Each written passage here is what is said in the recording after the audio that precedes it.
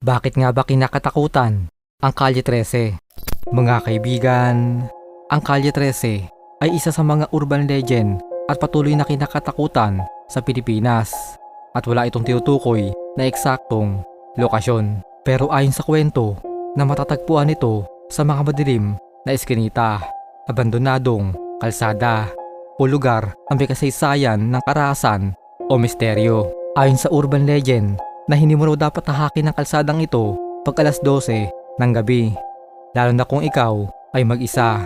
Marami na raw ang misteryosong naglaho sa lugar na to. Ayon sa mga nakatira malapit doon, tuwing gabi ay may itim na kotse na dahan-dahang dumadaan sa Kalye 13. Walang plaka, walang ilaw, at kapag tumigil ito sa harap mo, huwag na huwag kang lalapit dahil kapag sinilip mo ang loob, makikita mo raw ang mga taong walang muka at nakatingin sa iyo ng diretso. May paniniwala na ang numerong 13 ay tinuturing na malas sa kulturang Pilipino, kaya madalas itong konektado sa kamalasan o kamatayan.